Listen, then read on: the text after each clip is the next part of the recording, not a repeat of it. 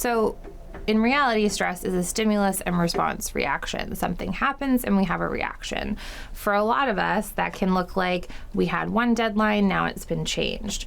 We had one task, now that task is much bigger. People keep adding things onto our plate. People give us new information about something we thought we knew everything about. And a lot of the time, that response to that stimulus can be like this flip a table, oh my God, why is this happening? I can't do this. Reaction. And that's valid, and I think we've all had those responses. But when we get into thinking about stress, what I think is really interesting is that's just one of two types of responses we can have to a stressor in our environment. So yes, there are two types of stress, which not a lot of people know. There's something called distress, which is that flip a table, things are out of our control, we can't handle this response. And then there's eustress, and eustress is often not even called stress. We often call it problem solving, a get or done attitude, being engaged with a problem. And it's really like we're having the same bodily response. We're having a lot of similar emotional responses, but our thought processes are totally different. And the reason that they're different is nothing more than our perception. So when we have a distress reaction, we perceive that stressor, that task that's gotten bigger, that deadline that's gotten sooner, to be totally out of our control. A eustress response, that problem solving, that engagement, we perceive the stressor to be within our control.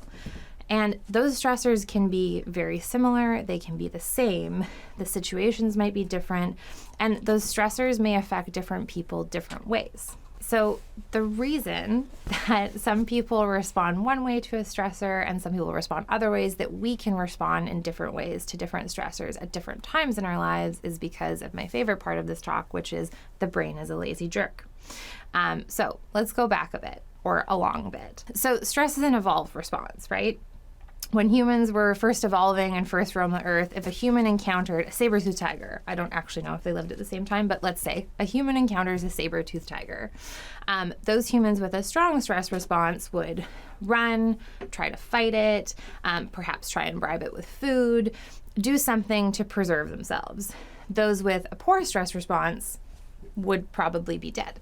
So over time, and like lots of time, humans evolved this really strong stress response, which we commonly know as a fight or flight response. And that kept us alive. And that's great. Unfortunately, humans evolved way faster anthropologically than we did physiologically in our bodies. So the stress response that we had to literally keep us alive is still the same stress response that our body kicks into when we encounter a stressor in our environment. Except now it's not a saber-toothed tiger, it's a scary email from our boss. And our brain sees that and it's like, oh my God, that email might kill us. So really, the brain is being a bit of a jerk and just trying to keep you alive. So the example I like to use is from my own life. I was a pretty shy kid and my mom is always late. So I was usually late to kindergarten in grade 1. And what happens when you're late? The teacher stops what they're doing.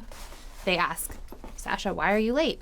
And everyone in the room turns around and looks at you and waits for you to respond. And I found that very stressful. So now, or for a long time, when I encountered a situation when I didn't know the answer, people looking at me and an expectation to speak in front of those people, my brain went, this is trying to kill her. We're going to trigger that stress response pathway and it's going to happen. And the more we allow those pathways, that stimulus and response reaction, to just sort of happen without us noticing it, the stronger it becomes. So fast forward from 5 to 18, 19, and having to speak in front of classes, trying to be the valedictorian when I graduated high school, I was just completely terrified to speak in front of people. And then I started doing things where I felt a bit more comfortable and talking to smaller groups where I felt comfortable. And I was like, hey, why can I speak in front of these groups? Why can I speak about this thing? But this still really freaks me out. And I got really critical about why I was having this stress response. And so when I started to notice this stress response, I was like, wait, do I need to be responding this way? Is this actually scary? And slowly over time, that pathway was changed, because sometimes we outgrow our stressors. Basically, when we start to observe when we have a stress response. Think about when you notice your heart rate go up, or getting flushed, or feeling like you have sweaty palms and a dry mouth, when we start to have really negative thought patterns, and when we start to feel really anxious or upset and we're not really sure why it's happening. Start to notice those times. That's like challenge number 1, is just notice. Notice when your stress response is triggered. After you get comfortable noticing when your stress response is triggered, start thinking, why? Why am I having this reaction? And I bet over time you'll identify a pattern. We don't all have to go back to our childhood and figure out the various ways in which our childhoods have ruined us for real adult life. But maybe it's useful to think about that. I think it's more useful to just look for a pattern. That's the science of stress. Once we notice a pattern, then you can start thinking about, well, do I need to respond this way? How else could I respond in this moment? And then we can shift our responses over time. We can get our brain to make new pathways so that things that might feel stressful and scary now, so, having a tighter deadline than you expected, having more work than you expected, getting different or new instructions, having to send a scary email or have a scary conversation, all of that can shift over time. Because remember, an email is not trying to kill you, probably. It probably is not going to kill you, but your brain might think that it is, and it's really just trying to preserve you. Okay, so all of that sounds super easy, I know. Another important factor with stress is that stress stacks. So think about where you are on a stress scale right now today. Between 1 and 10, if 1 is like easy breezy, 2002, the world was great. And 10 is like, everything is crumbling, I can't handle this, I'm under a blanket. Think about where you are today. Usually we're somewhere between a 4 and a 6 on a good day. Now hear me out, here's why.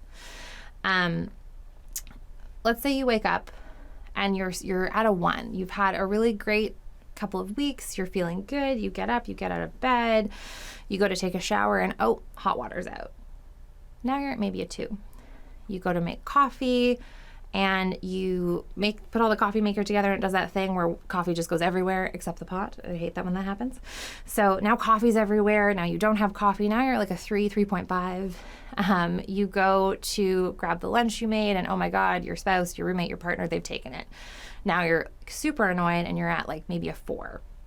You leave the house, you forget your keys, you go back, now you're running late, you miss the bus, someone steps on your foot, you forgot your fob to get into your office building, and so now we're like late, we're frazzled, we didn't have our morning routine, we're probably somewhere around a 6. We look at our email and our inbox is just blown up, now we're at a 7. We rush into a meeting, there's no seats, we feel awkward, we pull a chair over, we sit in our meeting, we're like, we're at like maybe an 8.5, and either our coworker or maybe our boss makes a fun little jibe at how we're running late, and we just absolutely lose it, and we have a big emotional response, and then immediately go, oh my God, who did that? Who said that? Who was that? Where did that come from? So I've definitely had that happen to me before, and that is meant to illustrate that stress stacks. Stress is usually not a one and done sort of situation unless one of our really deep-seated stressors is triggered. Usually our day kind of stacks on top of us, and then something can really set us off. So that's important to remember, because most of us aren't starting every day at a 1. There's a lot happening in the world.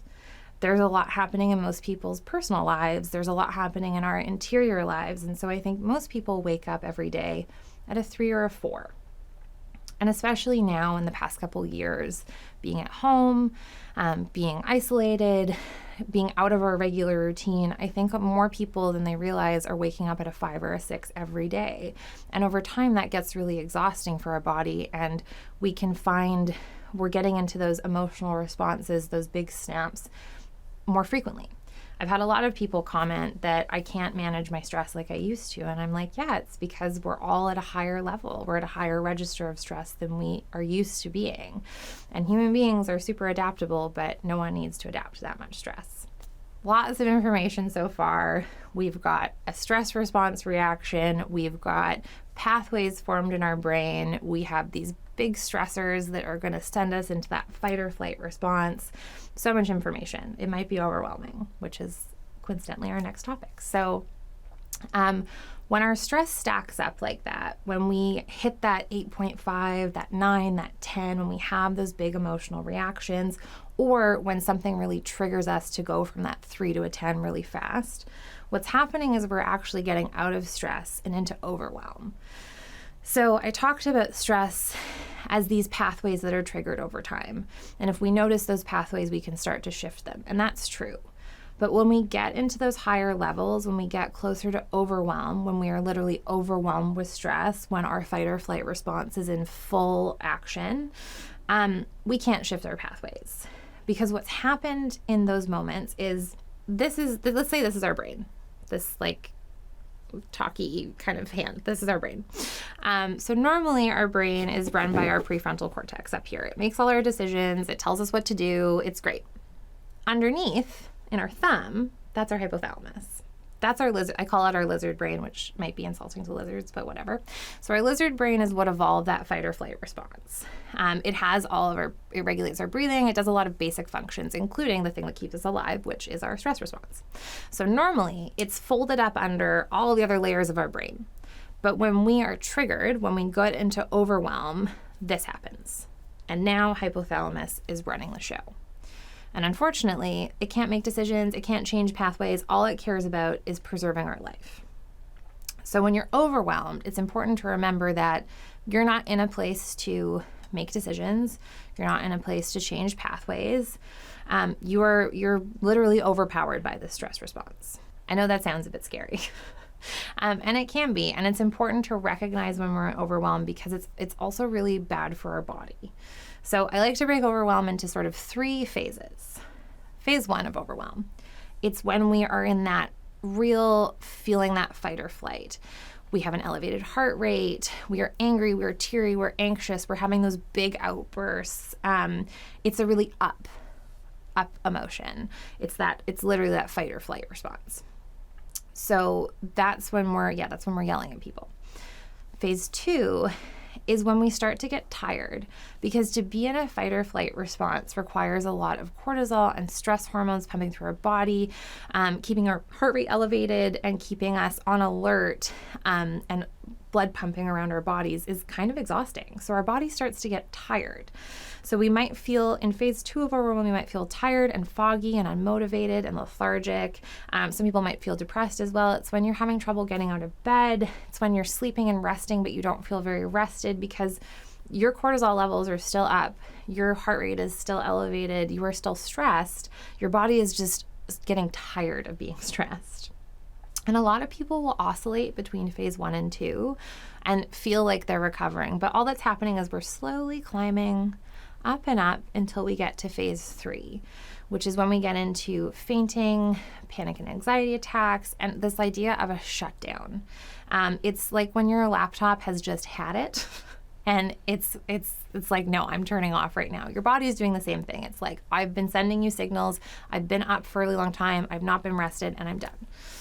I've only been to phase 3 twice in my life. I did faint. I really freaked out my cat at the time. And it's scary. It's scary to realize that you're so disconnected from how stressed you are, how much your body is working just to keep you at this elevated level.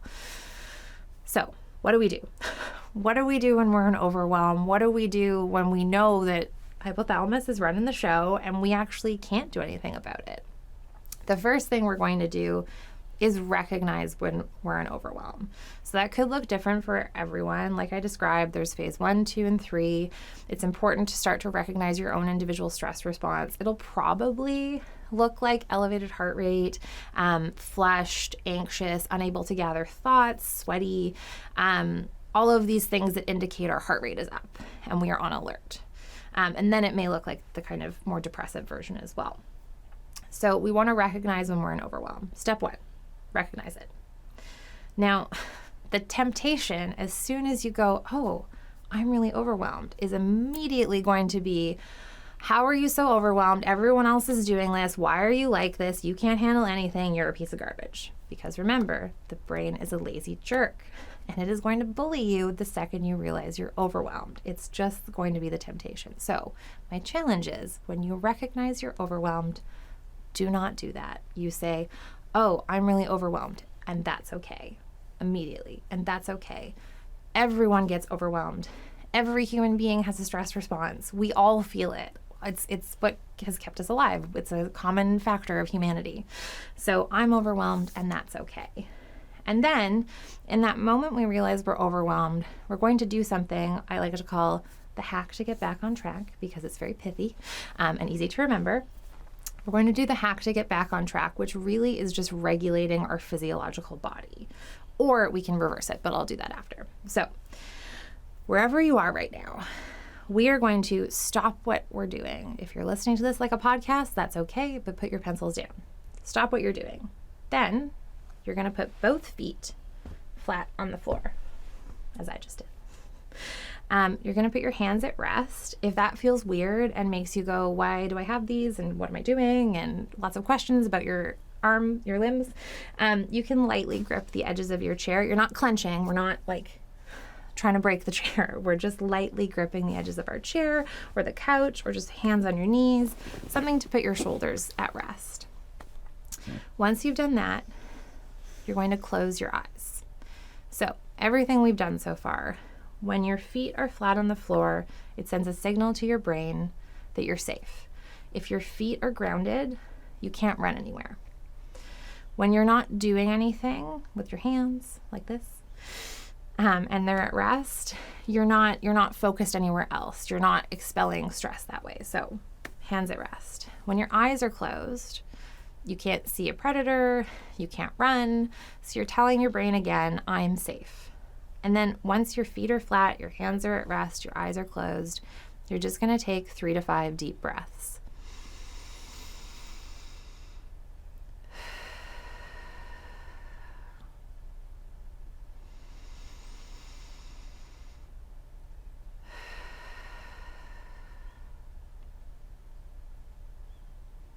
And when you've taken your breaths, you're going to open your eyes, you're going to wiggle your fingers, you're going to kind of flex your neck, come back into your body. And what's happened is you've stilled yourself, you've sent messages that you're safe, and you've oxygenated your blood and hopefully slowed your heart rate down a little bit. So that's something you can do. This breathing is something you can do anytime you're feeling overwhelmed. You recognize in a moment you're overwhelmed. You feel your fight or flight response kicking in. That's a really easy thing to just pause and do. I've done it in meetings, on transit. I don't always do the closing my eyes part because that can be weird, but even just grounding your feet and taking some deep breaths can help depress that that fight or flight response. Now, for some of us though, taking deep breaths, closing our eyes can feel really unsafe. So you can reverse it. Instead of doing all that, you can just still your body a little bit and think in your mind over and over again, I'm safe, I'm not in danger, I'm safe, I'm not in danger, I'm safe, I'm not in danger. And repeat it in your brain, and you'll notice your body start to relax because you're literally telling yourself, I'm okay, I'm not going to die, that email is not going to kill me. So 2 ways to handle an in-the-moment overwhelm or huge stress response reaction. And those can be great. There's a lot of other things we can do, long-term stress management strategies and just other in-the-moment techniques.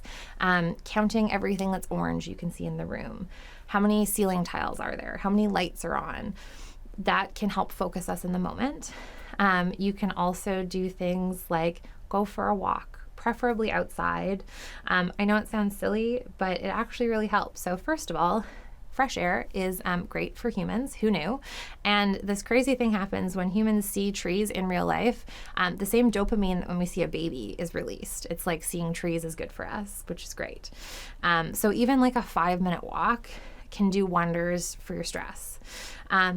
Walking, exercise in general also has the added benefit if you get your heart rate up and you're doing not necessarily full cardio, but just exercising a little bit, you're getting happy hormones released into your bloodstream, which is a great thing. and a great counterbalance to all the cortisol and stress hormones that can be floating around our bloodstream. In addition to that, you can distract yourself from stressors. I like to call them temporary distractions because we don't want to like ignore our stress response, but doing things like watching an episode of your favorite comedy, playing a game you love, talking to a friend, whether that's venting with permission, or just like shooting the shit, that can really help take our mind off of what is causing the stress response. And especially if we're really fixated on something like a hard conversation we have to have, it can be good to take our mind away from that, because what might be happening is we're just having these thought patterns that are swirling us into this, the same stress response over and over again. So yeah, there are lots of things you can do. I recommend trying out a bunch of stress management strategies. I personally, walks, dogs, calling a friend when I need to, breathing, really focusing on getting outside at least once a day, even if it's rainy and miserable out. I find that really helps step away and put me back in sort of a nice homeostasis.